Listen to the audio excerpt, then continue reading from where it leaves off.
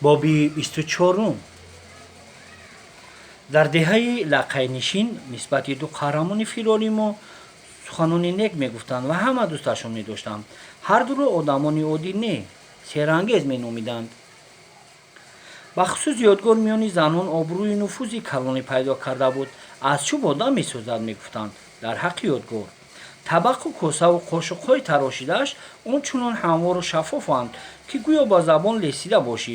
одам дар табақи онҳо рӯи худро метавонад бинад.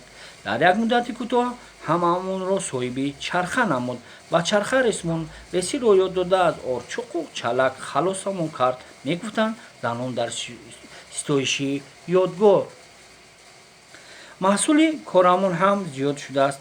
ақли вайро бубинед, ки барои ҷуфт кардани буқаҳо онҳоро ромусара кардааст, гуфт дар таърифи ёдгор зани Норимбой. ҳотам онро ба барзагов ҷуфт намуд, нияти боғ сабзонидан дорад. ҳамин тариқ ҳамаи занони деҳ ба андозаи фаҳму фаросати худ ёдгору Зубайдро таъриф мекарданд ва баҳои баландашон медоданд. яке аз бегоҳон ёдгор, Зубайд ва Норимбой дар меҳмонхонаи бой менишастанд. дар берун шамоли сарду шадид мемазид, вале дар оташдони меҳмонхонаи бой ҳезуму зарангу писта месӯхт. аз ин рӯ меҳмонхона гарму форам буд. бой бобои муҳтарам, рӯ ба Норимбой оварда гуфт ёдгор: ин шамол дарак аз омади зимистон медиҳад. вақти он расидааст, ки ман акнун ба кори зимистонаи худ шурӯъ бикунам. гапатонро рӯйрост бепардапӯш бигӯед, устои азиз. аз ин суханони ёдгор ҳайрон гашта гуфт Норимбой: агар ба ёдатон бошад, ҳарду маслиҳат карда будем, ки расидани қавсмоҳ хотатонро ҷуфт карда мепартоем. ҳамин ки моҳи ҳут даромад, ниҳолҳои ҳархела оварда мешинонем, то ҳам мегӯем, ки қавсмоҳ ҳам мегузарад. баъд заминамон бекиш мемонад. як хели дигар намезанем, ки ҳут обу ҳаворо зери тасарруфаш мегирад.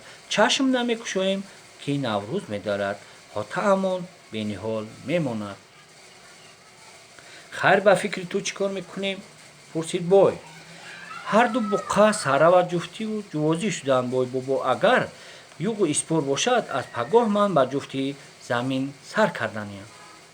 аҷаб гапҳое мегӯед устод, хандид Норимбой. мардуми лақай кай юғу испор дошт, ки ман дошта бошам? мо лақайҳо барои худамон гандум, нахӯд, наскулубиё, меваю сабзавот ва барои аспамон ҷавро бар ивази чорвоямон аз мардуми шумо мегирем. хайрият, ки гуфтед бой бобо, вагарна дар ҳолати нобоб мемондем, гуфт ёдгор. хай, майлаш, ҳоло ҳам дер нашудааст. ман пагоҳ ҳамроҳи шогирдонам, агар ҳаво бебориш бошад, ба ҷангали болои кӯҳ меравем.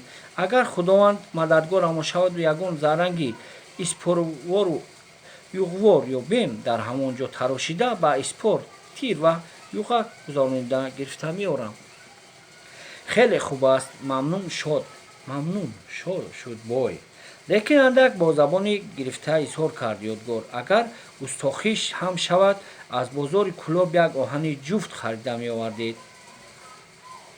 харида овардан ягон мушкиле надорад, гуфт бой, вале ман сараро аз носара фарқ карда наметавонам. дар кӯлоб ягон шиносе надоред магар? дӯстони тоҷикам ниҳоят бисёранд, бо ифтихор ҷавоб дод бой. пас ягон таҷро мегиред, онҳо оҳани ҷуфти муносибро интихоб мекунанд. мабодо он дӯсти тоҷикам ҳам ба чунин дастгоҳи корӣ балад набошад чӣ? ин тавр намешавад. бой бобо ба суҳбат ҳамроҳ шуд Зубайд, ки то ин дам хомӯш менишаст. тоҷик ки шуд, ё деҳқон мешавад, ё мулло, ё ягон соҳибкасб. набошад, маслиҳатамон чунин ранг мегирад. ба Зубайд муроҷиат намуд Норимбой: агар пагоҳ ёдгор ба шогирдонаш ба ҷангал раванд, ту агар бекор бошӣ, аспи сариро гирифта бо ман ба кӯлоб меравӣ. бо ҷону дил мерафтаму, лек як кори баҳсу муҳим дорам, узр овард Зубайд. аз гуфтаҳои ёдгор дида кори заруртар мешудааст магар? шогирд дорӣ кӯ? ягонташ ба ҷоят мато мебуванд. 3 рӯз пеш як кампири барҷомонда ба ман фармуда буд, ки таҷили 3 мато карбоси кафанӣ барояш бофта диҳам. ваъдааш додам. будам ки пагоҳ баъди пешин кардусҳои фармудаашро омода бигирад. Агар ояду маро наёбад, ба болокории ин карбузҳояш тайёр набошанд, метарсам, ки айби калон мешавад. боз кадом кампири бесабре будааст, ки дар ин фасли сармо сафар ба он дунё доштааст. Хандид вой. рости гап бой бобо, ман ягон зану кампири деҳаро намешиносам. Ин иқрор шуд Зубайд. Як кампире буд, ки қадди досмонан дошт ва ба зур роҳ мерафт. Зубайд барҳақ аз кампир супориш дошт, вале тарсу воҳимаи дигаре низ домангираш буд. Ба кӯлоб ки равад, ягон доруға сарбоз ё намояндагои ҳукумати миргариро балҷувон дида ва шинохтанаш мумкин аст. Дар он сурат ба даст меафтад ва аҳволаш бад мешавад. Даст ба даст баста ба балҷувонаш мебарад, ба зиндонаш мепартоянд. ё дар зиндон туммаи кайку шабуш мешавад, ё рӯзи ҷумъа дар миёни бозор ба дораш мекашанд. Аз ин рӯ намехост, ки пешорӯи марг биравад, вагарна Зубайд медонист, ки аз кампир барҷо монда бо узру забонбозӣ раҳоӣ ёфтан мумкин аст, вале аз дасти доруға ё сарбоз ё намояндагони ҳукумат танҳо бар ивази зари беҳисоб халос хӯрдан метавон. Ин гуна пайсароро на Зубайд дораду на ёдгор. Пагоҳи ёдгору Зубайд аз хоб бархоста диданд, ки бо вуҷуди шамолу шӯриши воҳима як барфи тунуке боридасту бас. Танҳо ҷоҷои заминҳоро пӯшонидааст. Шамол ба тамом паст шуда, ҳаво ором ва нарму мулоим буд. Пас аз адои намози бомдод ва наҳорӣ ёдгор шогирдонаш барои дарёфти чӯби юғи испор ба ҷангал баромада рафтанд. Бой ҳам тараддуди сафари кӯлобро гирифт. Азбаски Зубайд бо ӯ рафтан нахост, Сарӣ писарашро фармуд, ки ба сафар омода гирад. Сарӣ як ҷавони тақрибан 22-23 сола ва танӯманде буд. ҳамроҳ ва ҳамсафари хубе ҳам буд. Норимбой ба аспи қизили хушзод, писараш Сарӣ ба аспи гули бодом қадбаланди пойборики гардандароз нишаст. Падару писар аз болои ҷомаву ҷелакҳояшон, азбаски ҳаво сар буд, чакмани босма пӯшиданд. Он чакманҳо то пошинаи мӯзаҳояшон дарозӣ дошт. ҳикоят мекунад, ки агар чакмани босма хуб духтаву мисли намад молида шуда бошад, ҳатто хунуки қаҳратон ба тани соҳиби он таъсире намерасонад. ҳини боришот обро ҳам намегузаронад. Падару писар Сариб аспҳояшонро тарафи кӯлоб гардонданд. ҳарду ҷонзод, ки хушзоду юрға буданд, аз назарҳо ғайбзада рафтанд. Ёдгор дар ҷангал чӯберо пайдо кард, ки ба испоррозӣ хеле мувофиқ буд.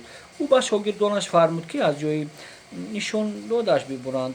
худ аз пайи дарёфти чӯби юғворӣ шуд. Ниҳоят арчаеро пайдо кард, ки аз як кундаи арчаи пир баромада буд ва 4-5 қадам дарозӣ дошт. Бо табар аз миёнаш ба буридан сар кард. Ба ногоҳ шунид, ки навдаҳо ба шарақ даромаданд. Аз кор бозистода гӯш андохт ва ба гӯру атрофаш назар кард. Дид, ки як хирси бадвоҳимае бар рӯяш истодааст. аз ваҷоҳаташ басе хашмгин менамуд. Он баъд хашмона сарашро ба ин тарафу он тараф мегардонд ва дар ҳоли ҳамлавар шудан буд. дар лаҳзаҳои аввал рости гап сахт ба тарсу воҳима афтод. Ёдгор ба дилаш гузаронд, ки ин ҳайвони паҳлавон ба хоби зимистона рафта будааст. Ман аз хоб бедораш карда ба хашму ғазабаш овардам. Акнун ҷазоямро доданист ин паҳлавони ҳаҷалпо.